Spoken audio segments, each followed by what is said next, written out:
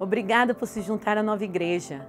Amamos ouvir a respeito do que Deus tem feito através desse ministério.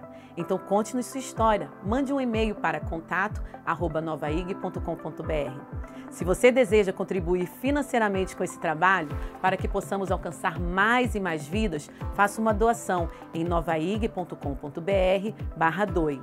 E não deixe de conferir nossa loja online. Lá você encontra produtos da Nova que certamente irão abençoar a sua vida.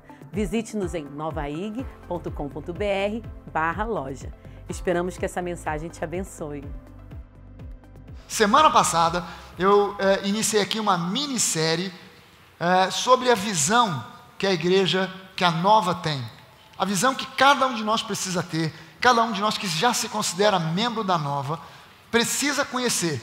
Essa mensagem, na verdade, se você se considera membro da Nova, você precisa ouvir depois de novo, decorar, saber os pontos. Se você participa de algum ministério, se você está na liderança de algum ministério, aí mesmo é que você tem que saber, tem que conhecer, porque isso tem que estar enraizado dentro do nosso DNA, tem que fazer parte do nosso DNA. Saber quem nós somos, para onde a gente está indo, como é que a gente atua, como é que a Nova atua nesse mundo, qual é a visão que a Nova tem. E a gente começou falando na semana passada, e eu vou dar continuidade hoje a respeito de entendermos a igreja que Deus quer que nós sejamos. Entendendo que tipo de igreja, que perfil de igreja Deus quer que a gente seja.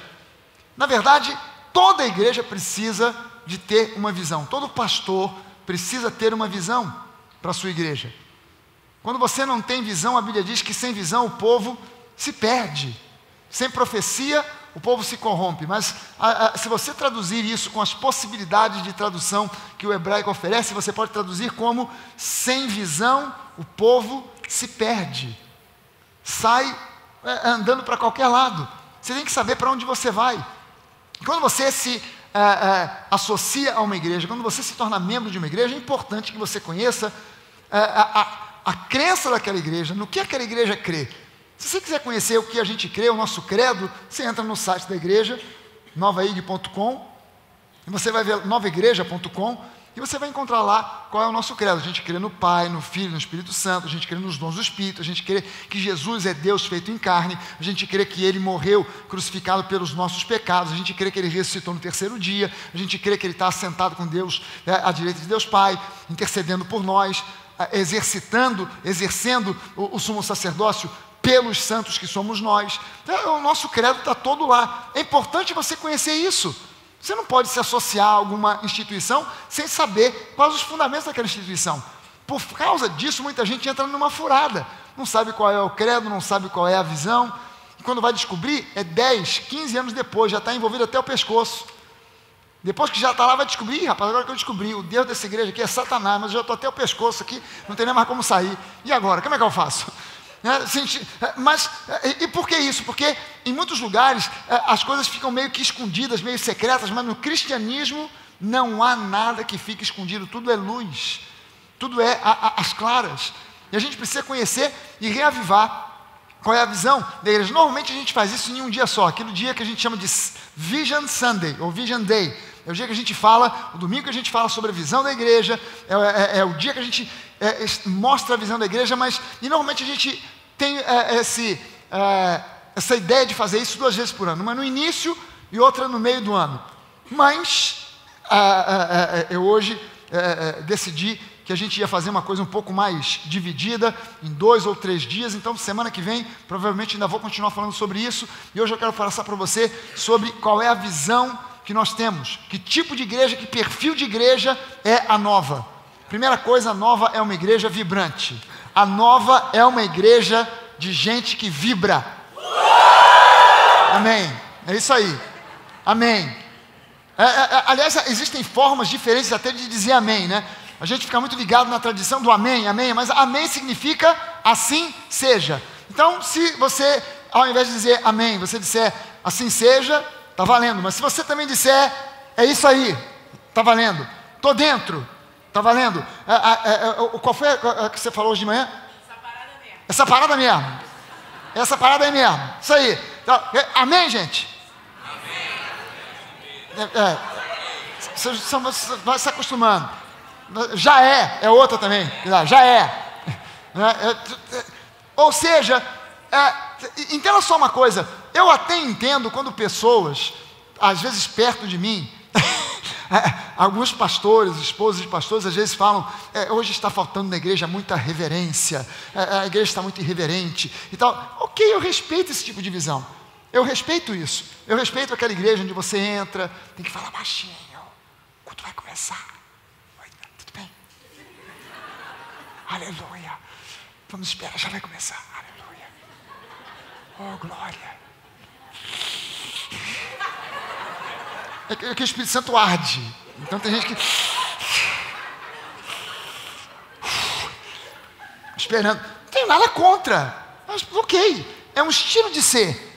Mas eu entendo pela palavra que o Deus a quem a gente serve é um Deus alegre.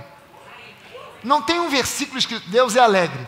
Mas tem um versículo que diz que a alegria do Senhor é a nossa força. Para quem tem pelo menos 2 neurônios funcionando, consegue extrapolar que se a alegria do Senhor é a nossa força, é porque Deus é um Deus alegre. Deus não é um Deus carrancudo, fechado, com aquela face. Não, Deus é um Deus alegre. E a Bíblia fala que aonde está o Espírito de Deus, aí há liberdade. Então a gente cultiva uma igreja vibrante. Amém, gente? Não, é isso aí. Tô dentro. Essa parada aí mesmo. A gente cultiva uma igreja que seja relevante.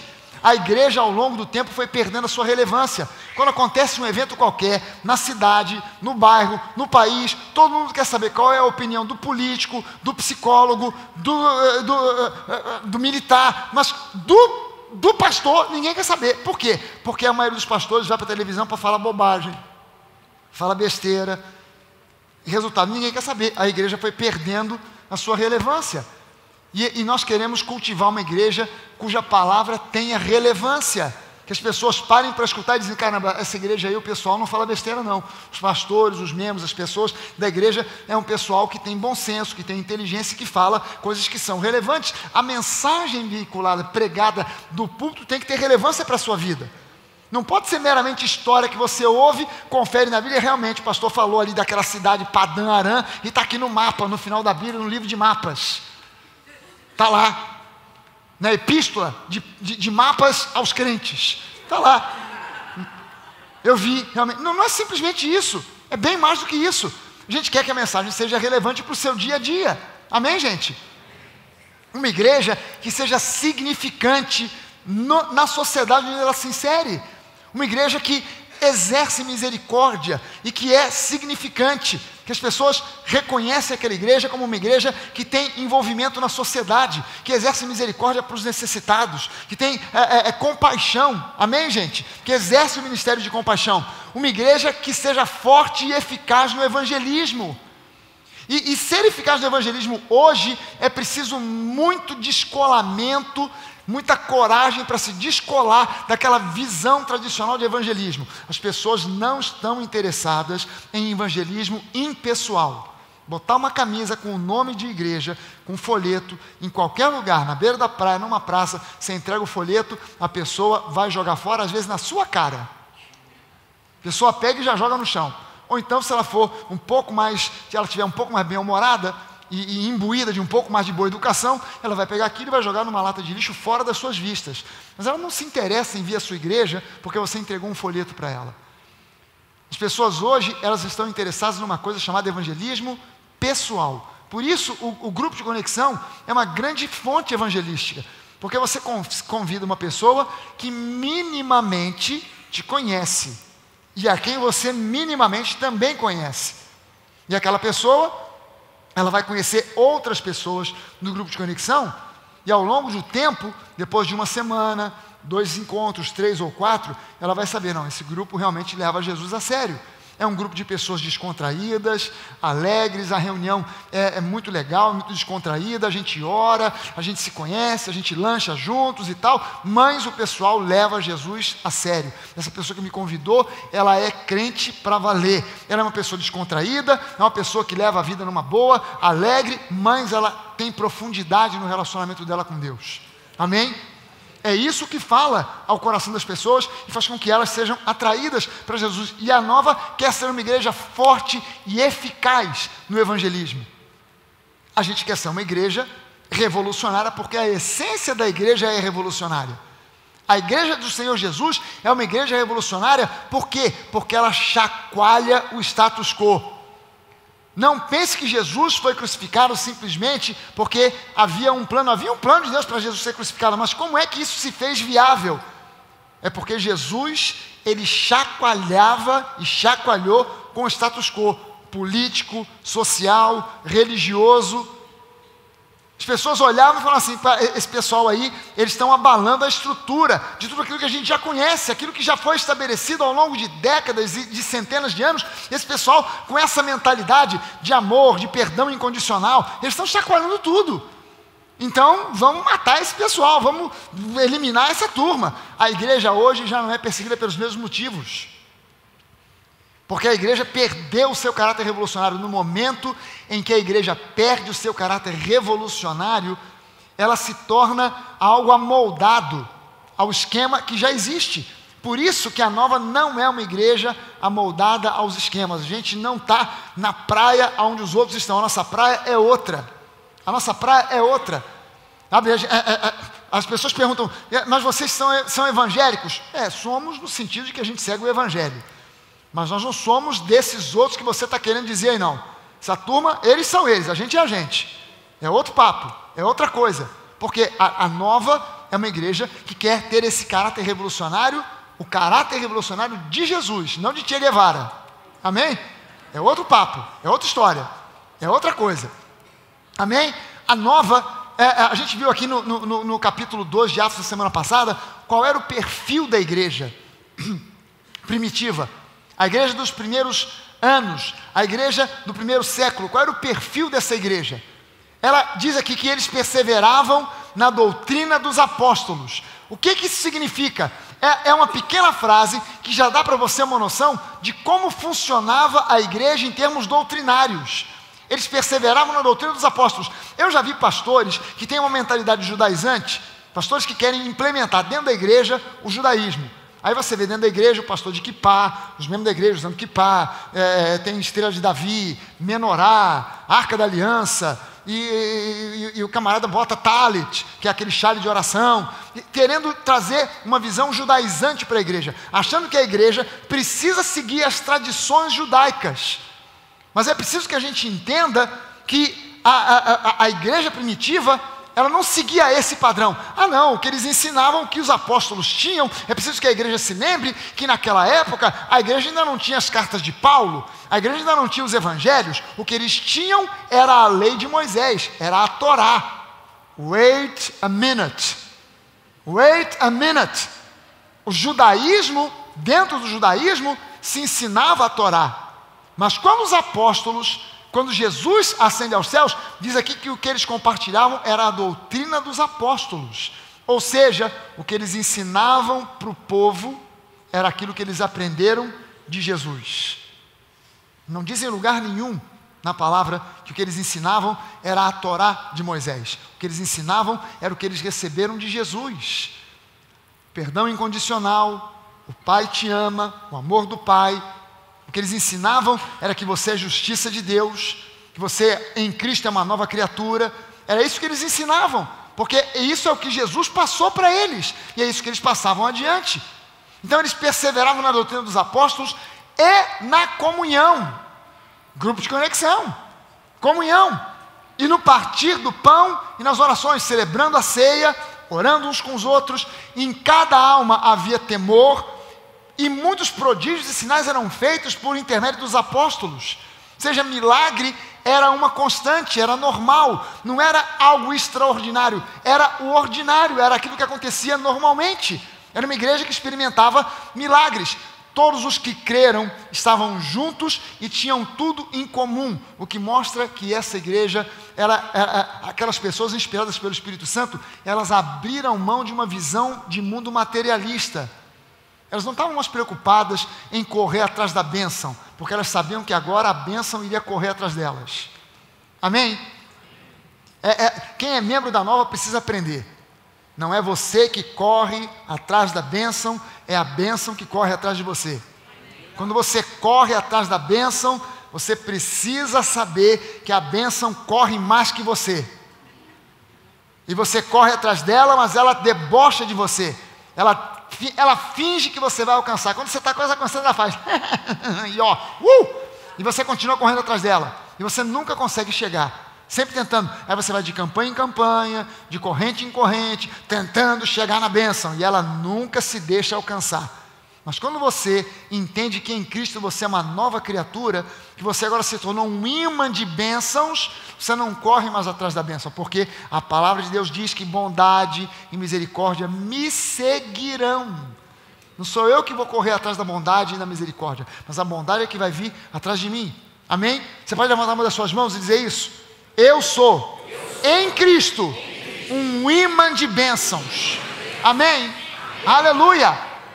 Eu tenho que sair dessa ansiedade, dessa preocupação. Não, eu tenho que correr atrás da bênção. Não é a bênção que vai correr atrás de mim e vai vir tanta que eu vou ter que dizer: calma, calma, calma. Não está na sua vez. Calma, tem muita bênção vindo aqui, eu tenho que desfrutar uma de cada vez. Estou aqui com umas 10 aqui, eu estou meio enrolado já com umas 10 bênçãos aqui para desfrutar. Então vocês ficam na fila de espera aí. Amém, gente? Eles não tinham mais uma visão materialista.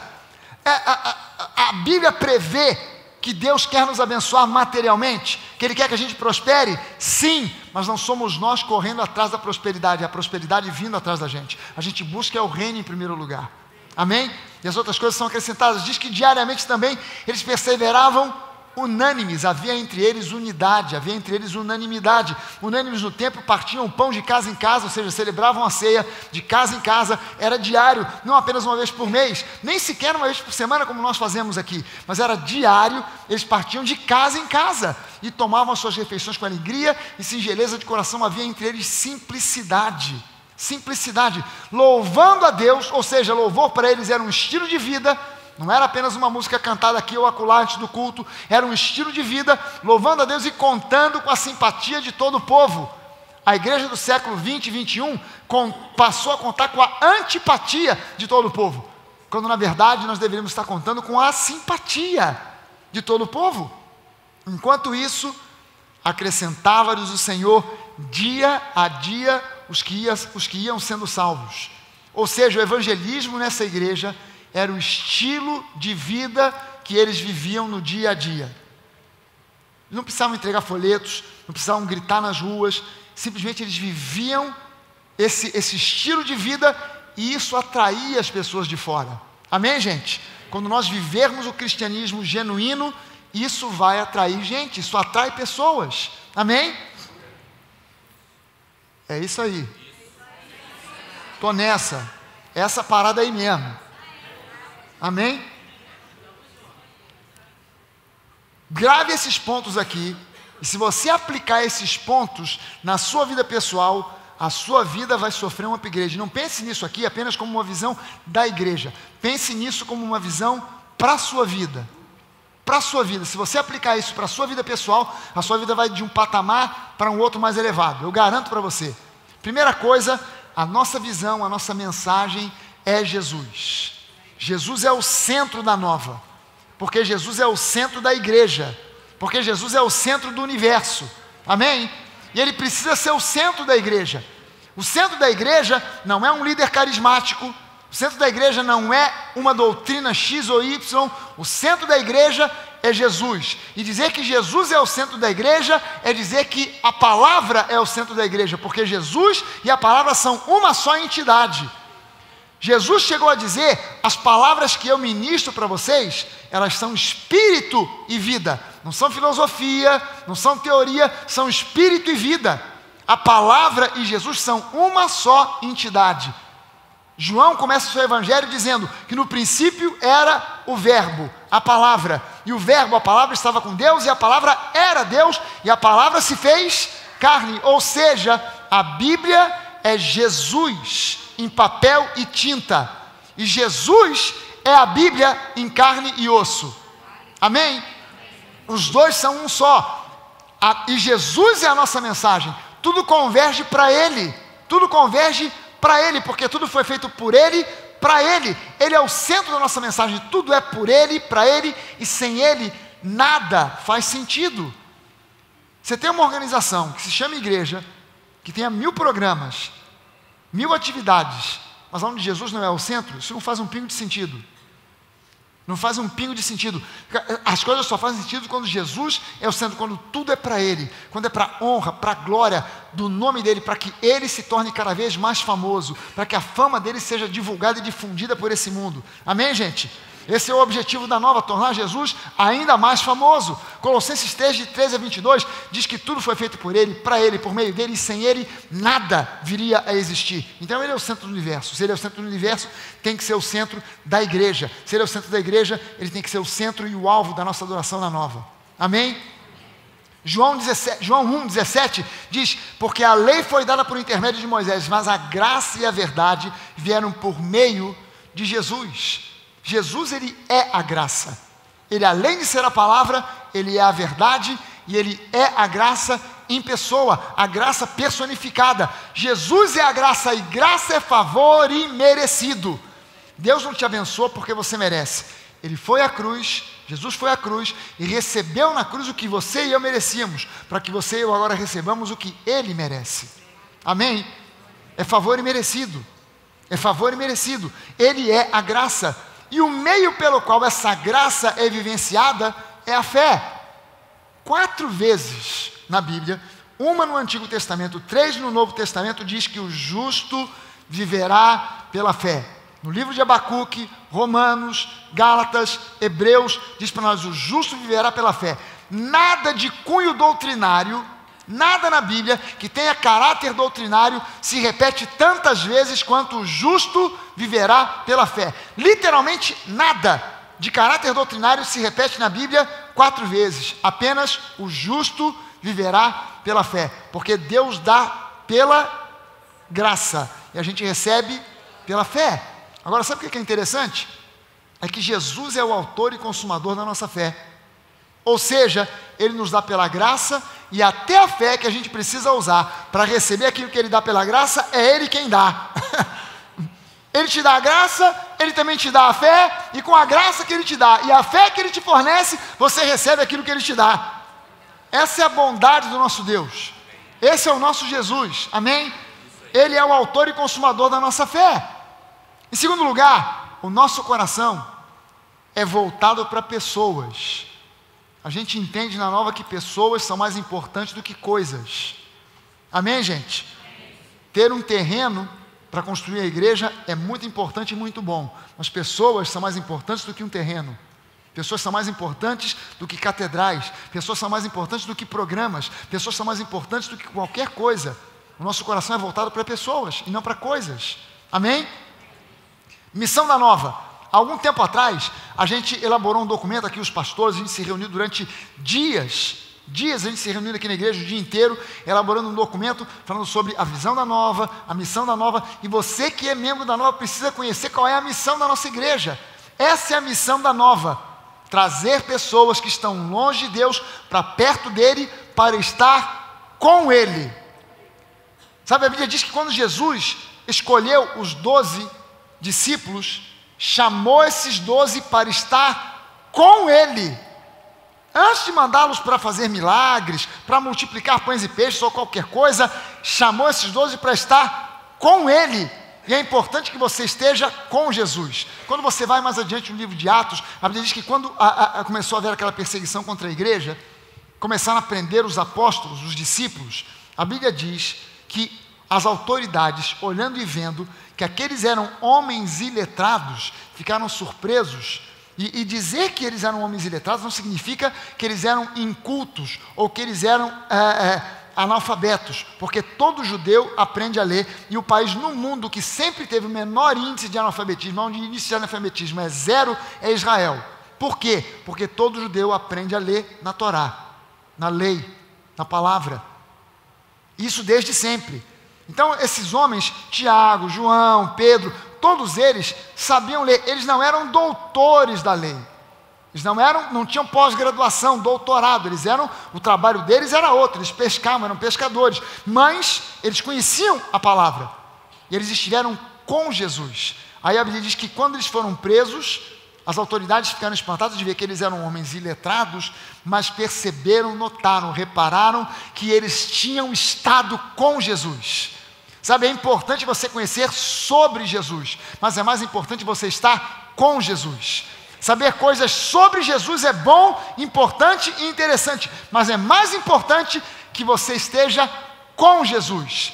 Aqui na Nova, todos nós somos discípulos dele.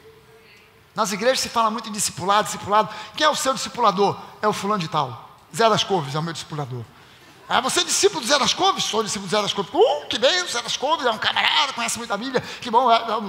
E você? Eu sou discípulo, não é do Zé das Couves, não. É do pastor Zequinha de Abreu. Você é discípulo do pastor Zequinha de Abreu? Sou discípulo do pastor... E aqui na Nova, nós somos discípulos de Jesus. Porque o meu convite para você é: sejam imitadores de Cristo, como eu sou imitador. Sejam meus imitadores, como eu sou imitador de Cristo.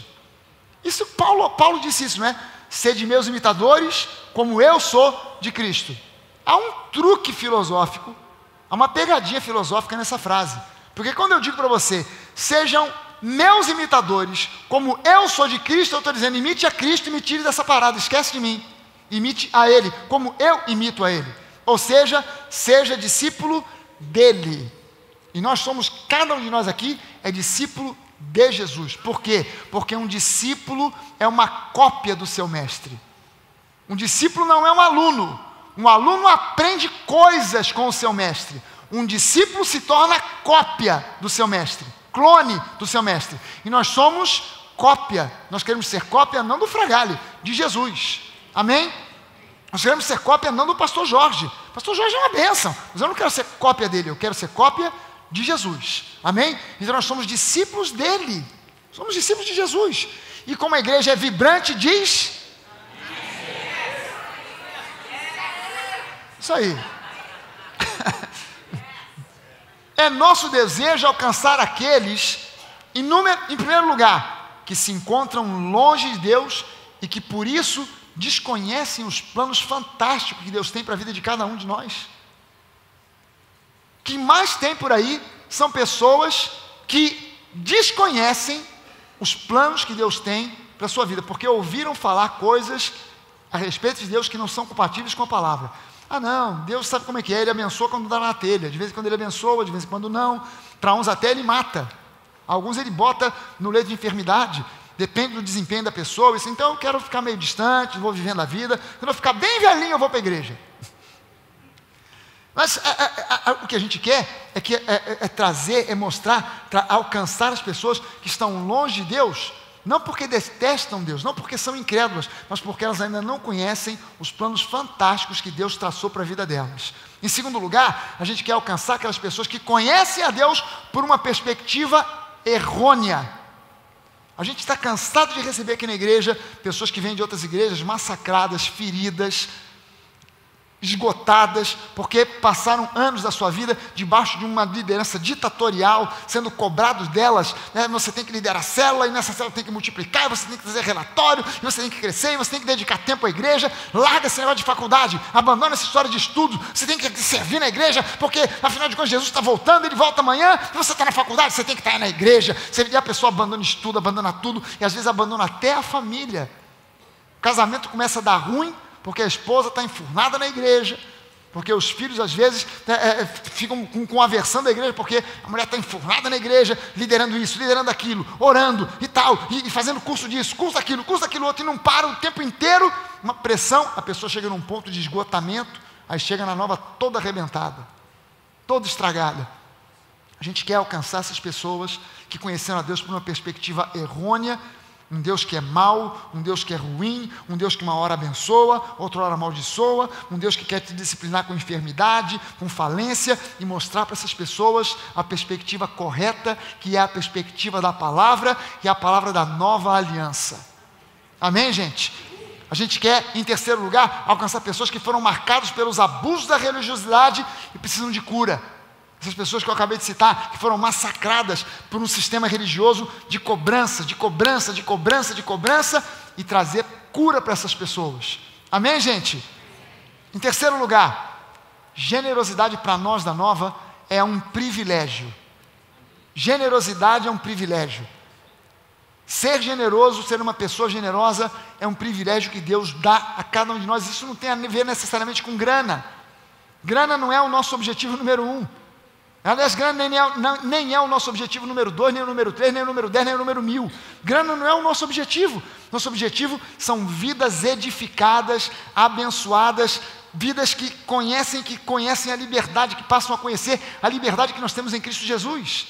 Vidas edificadas na palavra. Generosidade, o que significa generosidade? Significa ir além daquilo que é o requerido. É ir além. É ir mais adiante. Jesus ensinou que é mais bem-aventurado dar do que receber. Por isso, a gente entende que exercer generosidade é um privilégio que Deus dá a nós. Sermos generosos com os nossos dons e talentos. Sabe, não vou ficar escondendo meu dom e talento sentado no banco. Eu sei cantar. Pastor, mas eu tenho medo desse negócio de cantar na igreja, porque já me disseram que aqui na igreja tem audição. Para cantar e para tocar. Tem que fazer um vídeo com audição. Eu estou com medo de ser reprovado. Porque você está imaginando que a audição aqui é igual no The Voice. Tá o pastor Bené, o Duda e o pastor Fragari sentados numa cadeira de descosta para você. Aí você começa a cantar, a gente bate o botão e vira ou não. Você vai tocar e a gente está lá para ouvir. Não é isso. A audição é para nivelar, para saber em que estágio você está. Você é um músico já a nível profissional ou ainda está começando? Você realmente precisa fazer uma aula de canto ou não? Você já canta bem, já conhece, já sabe fazer aqueles jogos de vocal, abrir em voz e tal. A gente quer nivelar. Mas se você tem dom e talento, você tem que ser generoso com o dom e o talento que Deus te deu. Você tem talvez outros dons, outros talentos em outras áreas. O que não falta nessa igreja aqui na Nova, só não se envolve quem não quer. Porque aqui tem ministério para tudo quanto é tipo e gosto. Para tudo quanto é tipo e gosto. Ser generoso com o nosso dom, com o nosso talento, com o nosso tempo. É lógico que ninguém quer cobrar de você de ficar enfurnado dentro da igreja o tempo inteiro. Você não tem mais tempo para estudar, você não tem mais tempo para sair com a família, você não tem mais tempo para nada. Não, mas você tem que ser generoso também com o seu tempo e também até com as nossas finanças. Até com as nossas finanças, porque mais bem-aventurado é dar do que receber. Em quarto lugar, o nosso espírito, o espírito da Nova, é um espírito de excelência. Excelência é o nosso espírito. Se você aprender a aplicar excelência em tudo que você faz, você vai ser bem-sucedido em tudo que você fizer. Excelência. A gente entende que tudo que precisa ser feito, pode e merece ser feito com excelência. Tudo. Sabe, na Nova, nossa visão é essa, sempre fazer o que precisa ser feito com excelência. Fazer bem feito. Não fazer no tapa, de qualquer jeito. Não, é para a igreja, então tá bom. O quê? Não, ao contrário, é para a igreja, é para o nosso Deus, então tem que fazer bem feito. Sabe, você não viu, nem teve a oportunidade de ver, mas de quarta para quinta-feira, caiu aquela chuvarada, né? Nosso telhado aqui está pronto para a tempestade que vier.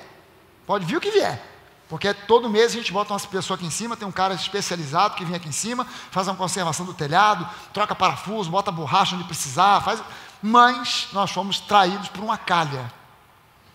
A água foi tanta, uma pressão tão forte, que a calha que leva água para aquelas águas pluviais lá, a calha não aguentou.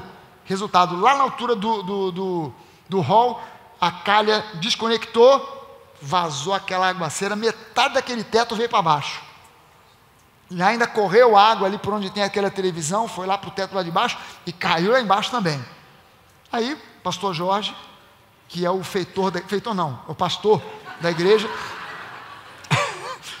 convocou os homens aí que trabalham e tal, e o pessoal, como já conhece qual é o espírito da Nova, os caras se dizem, a gente não cobrou, não pediu isso, não cobrou isso deles, mas eles se dizem, não, é para a Nova, pastor Fragari, de manhã, de tarde, de noite, de madrugada, você chegou hoje aqui, olhou para o teto, ih rapaz, olha só, tem até luminária nova, o pessoal botou, tem até mais luz, porque eles sabem que a nossa visão é fazer as coisas para Deus com excelência, Sabe, o que precisa ser feito vale a pena. Por que a gente capricha tanto no louvor, nas músicas, nos instrumentos que a gente toca? A gente faz questão de investir nos melhores instrumentos e treinar os músicos, os cantores. Por quê? Porque o que tem que ser feito, precisa ser feito com excelência. Amém, gente? Quando a gente resolveu comprar um ar-condicionado, compramos um ar-condicionado que o tamanho dele é um tanque de guerra. Por quê? Porque tem que gelar com excelência. Fazer você virar picolé aqui dentro. Calor, jamais. Se é para fazer, tem que fazer bem feito. E não é uma questão de grana, não importam os recursos, se forem recursos escassos. Sabe, o apóstolo Paulo diz para nós que se há boa vontade, e boa vontade é o espírito da excelência. Se há boa vontade, a obra a ser feita será aceita conforme o que o homem tem, e não segundo o que o homem não tem. Sabe, o problema na maioria das igrejas é isso, as pessoas ficam, mas eu não tenho isso, se eu tivesse. Pastor, se eu tivesse aquela grana da Mega Sena, pastor, aí a gente rapidinho ia comprar um terreno, ia construir uma catedral e tal. Não, você está pensando no que você não tem. Quando Deus diz que Ele vai abençoar com o que você tem, se você for fiel no pouco que você tem, Deus vai te colocar sobre o muito que você não tem. Amém? Mas essa é a visão de excelência. Sabe, John Fitzgerald Kennedy, que foi provavelmente, se você for listar aí, quais foram os 3 presidentes americanos mais populares, provavelmente por ordem de chegada ao posto: George Washington, Abraham Lincoln, gostou do sotaque? Abraham Lincoln e John Fitzgerald Kennedy. E ele disse o seguinte, uma das frases marcantes de Kennedy foi essa: não pergunte o que o seu país pode fazer por você, pergunte o que você pode fazer pelo seu país. Aí o pastor Maurício Fragado disse: não pergunte o que a sua igreja pode fazer por você, mas pergunte o que você pode fazer pela sua igreja.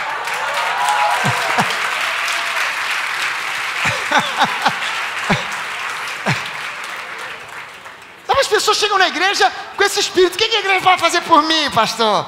Não pergunte o que a igreja pode fazer por você, pergunte o que você pode fazer pela igreja. Espírito de excelência.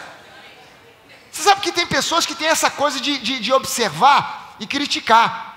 Por que Deus te deu esse dom? Pastor, tem uma lâmpada queimada ali. Pastor, o banheiro está sujo. Pastor, acabou o papel higiênico. Pastor, não sei o quê. Pastor, não sei o quê. Por que Deus te deu esse dom? Eu vou te dizer por quê. A revelação é a seguinte: é para você fazer parte da solução. Se você vê problema, é porque Deus te deu essa capacidade para você fazer parte da solução. E não é para simplesmente jogar a bomba e sair fora. Tem uma lâmpada queimada, hein? Toma aí providência, hein? Quero ver semana que vem. Amém. E vai embora. Não. Pega um andame, sobe lá e troca a lâmpada. Estava sujo. Pega lá e limpa. Caramba. Só fica vendo problema aqui, problema ali. Se você viu o problema, faça parte da solução. Não pergunte o que a igreja pode fazer por você, mas pergunte o que você pode fazer pela igreja. Amém, gente? Quinta coisa, liderança que serve é a nossa identidade. Por quê? Porque essa era a identidade de Jesus. Jesus era o cara, o Filho de Deus feito em carne, o Criador de todas as coisas feito em carne e osso. Aí Jesus vem e diz que é mais bem-aventurado dar do que receber, que ele veio não para ser servido, mas para servir. Ele vai na última ceia, bota isso em prática, ele tira o talit, que hoje é um chale de oração, mas que na época de Jesus era uma espécie de uma bata que a pessoa usava. Ele tira o talit e ele usa apenas a túnica de baixo. Ele pega o talit, bota na cintura como se fosse um avental e vai lavar os pés dos discípulos. Se fosse hoje em dia, pastor fulano de tal, profeta ciclano de tal, apóstolo não sei das quantas, não lava o pé de ninguém não, porque a igreja tomou o caminho inverso. Os pastores por aí andam numa paranoia de ser servidos. O cara anda às vezes com um séquito de gente atrás. Tem cara até que de repente está ali só para coçar o pastor. O pastor ameaça, tem uma coceira aqui no ombro, o cara já pula. Amém, pastor, aleluia. O camarada carrega a Bíblia do pastor, o outro carrega a água do pastor. Entenda só o seguinte: é normal que isso aconteça. É normal. Mas o pastor tem a responsabilidade de saber cortar na hora certa, para não deixar o exagero acontecer. Aqui na igreja, eu sou vítima disso aí. Às vezes tem uma coisa qualquer para carregar, um troço pesado, eu vou meter a mão, o pessoal já vem: não, pastor não, pastor a gente carrega. Opa, para com isso, eu faço crossfit, eu viro aqueles pneus de trator, pô. Agora não posso carregar essa caixa aí? Não pode dar hérnia de disco. Eu quero carregar para o pastor. A gente tem que ter muita sabedoria para não permitir o exagero, porque senão o pastor fica, aleluia, todo mundo carrega, faz e tal, e o pastor, sabe, a minha esposa, a Denise, primeira dama da igreja, pastora Denise, de vez em quando ela mete a mão em vassoura e está limpando ali, está metendo a mão na massa, sabe, em algumas igrejas eu vejo esposa de pastor e dondoca, não faz nada, está ali só. Tem alguma coisa suja, não sei aonde. Onde estão as servas? Que vão lá para limpar. Aleluia. E ainda fala com esse S puxado. Porque o pessoal, na mentalidade religiosa, acha que R e S são duas letras que têm unção. Então tem que ser servas. Dá uma raiva, dá um nervoso esse negócio, dá vontade de dar um soco nos dentes. Pum! Vai para servas agora. Por quê? Porque perdeu esse espírito. Gente, eu preciso que a igreja entenda o seguinte: a liderança que presta é a liderança que serve. A gente acredita que quem é muito grande e importante para servir é muito pequeno e irrelevante para liderar. Ah, não, mas eu tenho título e tal, não sei o quê. Ok, posso fazer nada, mas Jesus tinha um título muito maior do que qualquer um de nós aqui, e se colocou como servo, se manifestou como servo. Liderança que serve é algo que até mesmo em empresas, hoje está se entendendo que funcionários, aonde o chefe, aonde o CEO chega junto para tomar um café, para conversar, para ser simpático e sorrir, funcionam com muito mais eficácia do que aquele chefe que passa longe e nem dá bom dia. Hoje estão empreendendo isso, estão entendendo isso, mas isso começou com Jesus, há mais de 2000 anos atrás, e na igreja, mais do que em qualquer lugar, a liderança tem que ser uma liderança que serve. Amém, gente?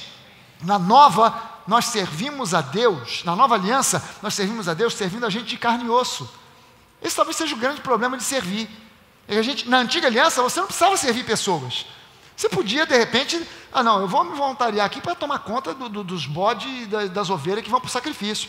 Então, vou ficar observando se o animal é perfeito, se não é. Não preciso nem conversar com ninguém. Você que está pronto? Entrega. Se eu sou levita, então vou lá, não preciso conversar com ninguém. O sujeito trouxe o sacrifício, eu recebo, não preciso nem conversar com o cara.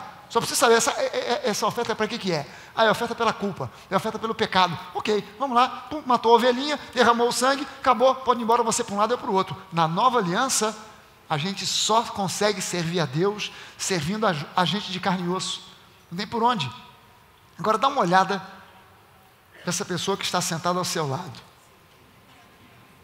O sorriso que ela tem, olha só que coisa maravilhosa. Olha que pessoa elegante. Que pessoa linda. Olha que pessoa fashion. Olha que sorriso bonito. Só que eu tenho uma novidade para você. Essa pessoa também tem defeitos. De vez em quando ela vem à igreja, ela chega na igreja, não sei porquê, naquele dia mal-humorada, azeda. Naquele dia ela está implicante. Você diz, Deus abençoe. Não, sai para lá. Pô, você está abençoando, cara.